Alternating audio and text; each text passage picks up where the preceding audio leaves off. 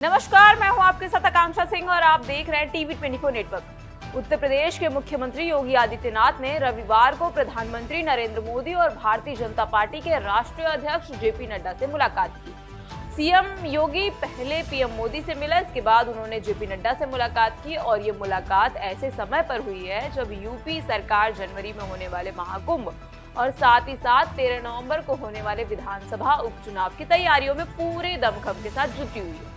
वही सूत्रों से मिली जानकारी के अनुसार अगर आपको बताएं तो इन दोनों मीटिंग के अंदर की जानकारी जो सामने आई है उसमें चुनावी चर्चा के साथ ही साथ योगी ने अगले साल जनवरी में जो होने वाला आयोजित महाकुंभ है उसका न्योता भी प्रधानमंत्री नरेंद्र मोदी को दिया है। इसके अलावा ये बातें भी सामने आ रही हैं कि 69,000 शिक्षक भर्ती मामले को लेकर भी जो है चर्चा की गई है। दरअसल देश के सबसे बड़े सियासी सूबे उत्तर प्रदेश में आगामी दिनों में 2 बड़े आयोजन होने जा रहे हैं, जिसमें पहला राज्य में 9 विधानसभा सीटों पर उपचुनाव है और फिर दूसरा जो है प्रयागराज में अगले साल यानी 2025 में महाकुंभ का आयोजन होना है। और अब इन दोनों ही कार्यक्रमों की सफलता के लिए योगी आदित्यनाथ की सरकार जो है पूरे दमखम के साथ मैदान में उतरी हुई है और जुटी हुई है तैयारियों में, और इसकी कमान खुद सीएम योगी आदित्यनाथ ने संभाल रखी है। और इसी क्रम में सीएम योगी रविवार को अचानक दिल्ली के दौरे पर निकल गए। सीएम योगी ने प्रधानमंत्री नरेंद्र मोदी से करीब 1 घंटे की मुलाकात की और साथ ही उन्होंने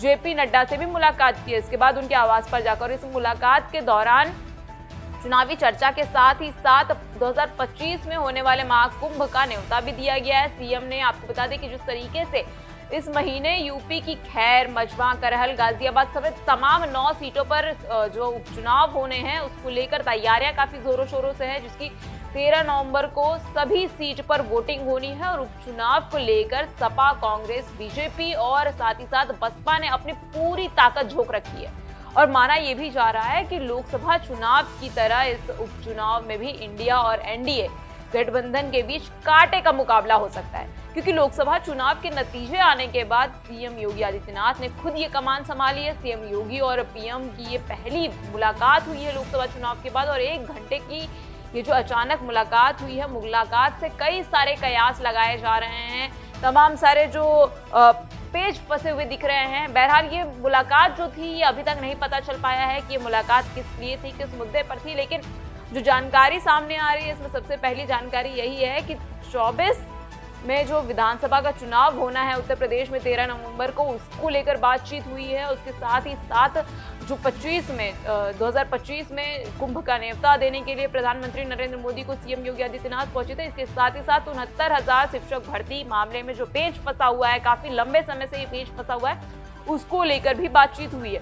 आपको बता दें कि उत्तर प्रदेश की 9 सीटों पर जो चुनाव होने वाले हैं उसको लेकर तमाम पार्टियां जो हैं, इसके साथ ही साथ उत्तर प्रदेश में पोस्टर वॉर भी शुरू हो चुका है। क्योंकि अगर बात की जाए समाजवादी पार्टी की, समाजवादी पार्टी से पहले अगर बात की जाए योगी आदित्यनाथ की, तो उन्होंने आगरा में एक जनसभा को संबोधित किया था। उस जनसभा को संबोधित करते हुए उन्होंने कहा था कि अगर बटोगे तो कटोगे। उन्होंने बांग्लादेश का जिक्र करते हुए किया था, बांग्लादेश से कंपेयर करते हुए किया था, जिसके बाद लगातार समाजवादी पार्टी उन पर हमलावर है, क्योंकि उनका कहना है कि उत्तर प्रदेश में बीजेपी की सरकार जो है वो जातिवाद करती है, जातिवाद को बढ़ावा देती है और विशेष समुदाय को लेकर चलती है, जिसको लेकर सीएम योगी आदित्यनाथ ने ये बयान दिया था कि बटोगे तो कटोगे और एक साथ रहोगे तो सेफ रहोगे, सुरक्षित रहोगे।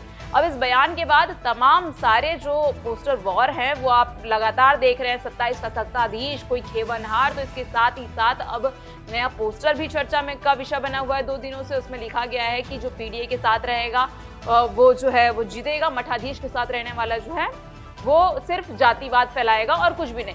ये तमाम सारे जो उठापटक देखने को मिल रही है चुनाव को लेकर, इस बीच जो ये मुलाकात हुई है बेहद खास मानी जा रही है और ये चर्चा का विषय बनी हुई है। बहरहाल ये खबर आपको कैसी लगी हमें कमेंट सेक्शन में कमेंट करके जरूर बताइएगा। और इस खबर को अगर आप हमारे यूट्यूब पर देख रहे हैं तो हमारे यूट्यूब को सब्सक्राइब करना बिल्कुल मत भूलिएगा, बेल आइकन को जरूर दबा लीजिएगा। और साथ ही साथ अगर इस खबर को आप हमारे फेसबुक पेज पर देख रहे हैं तो हमारे फेसबुक पेज को फॉलो, लाइक, कमेंट और शेयर जरूर करिएगा। ऐसे देश और दुनिया की तमाम खबरें देखने के लिए बने रहिए हमारे साथ टीवी 24 नेटवर्क।